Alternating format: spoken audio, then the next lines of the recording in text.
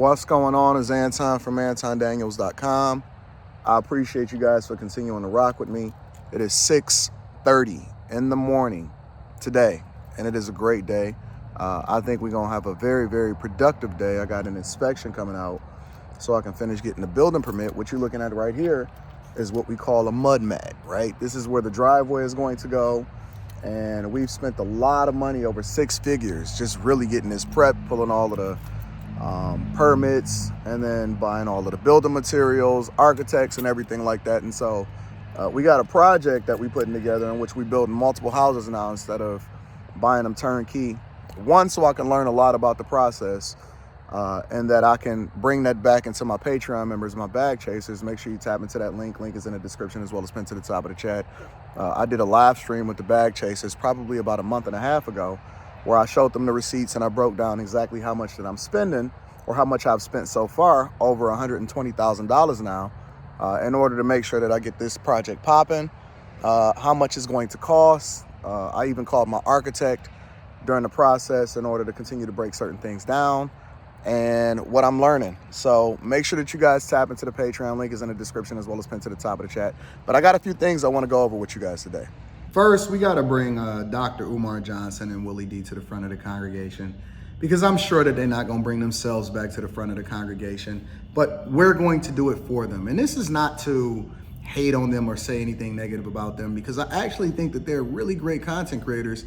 And if it wasn't for some of their content, then we wouldn't have some of the great content in order to react to. We need people to have differences of opinions in order for us to be able to compare and contrast and then come to a conclusion within our communities, right?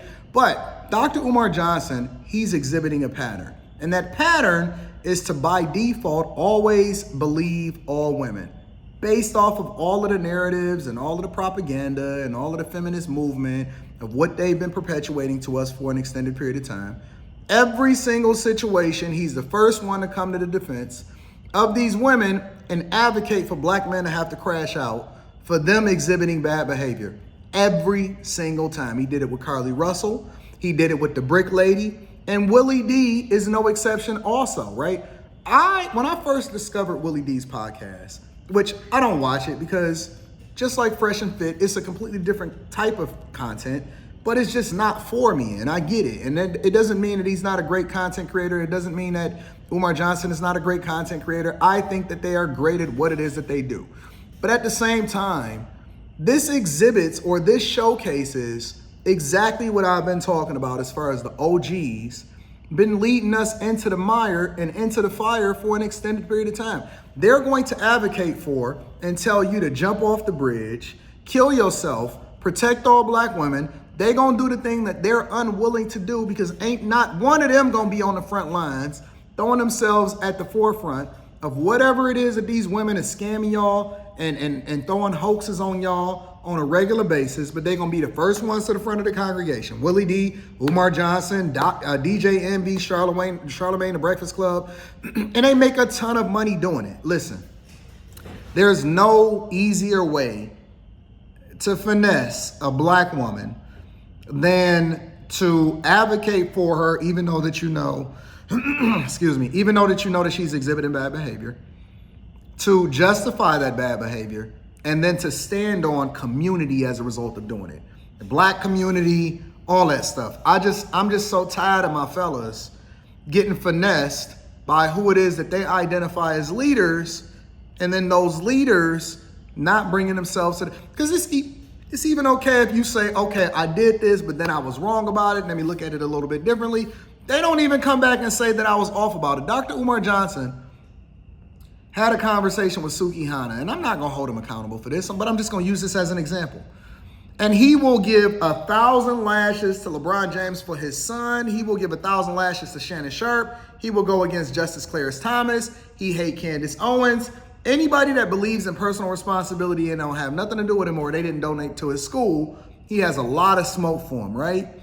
But then Suki Hana goes out and twerk and then perpetuates a narrative that's the worst thing ever for black women, which is against everything that he stands for. But then he quiet on everything. And so I'm just tired of these simps continuing to push this narrative to our fellas. I'm gonna push a completely different narrative. Don't crash out for them. Don't protect them. They are in a time where they advocated for equal. Let them be exactly what it is that they want it to be, and keep it moving. It ain't no reason for you to continue to crash out for these chicks. Beautiful day in the neighborhood. Perfect weather. So we might as well go ahead and walk and talk. You know what I'm saying? Another thing that I wanted to address.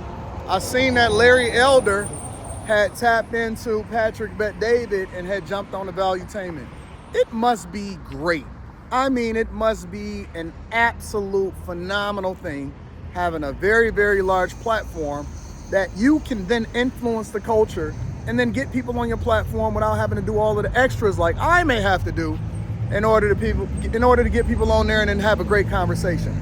Neither here nor there, just an observation. But one thing I want to talk about is that Larry Elder speaks the sentiments of my heart. Him and Vivek, right?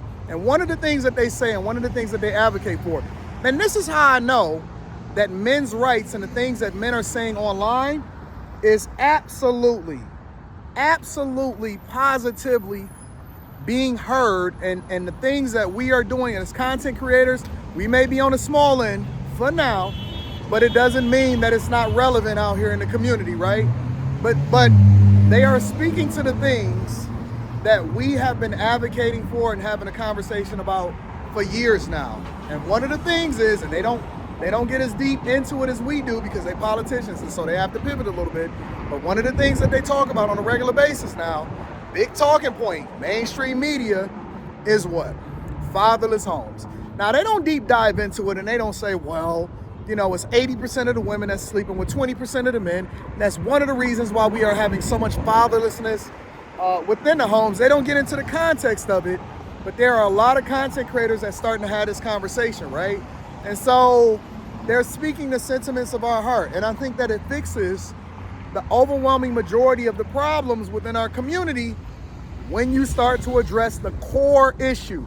Now, the thing that these blackity blacks are going to continue to tell you is that the core issue is white supremacy and all. Listen, we heard all of that before.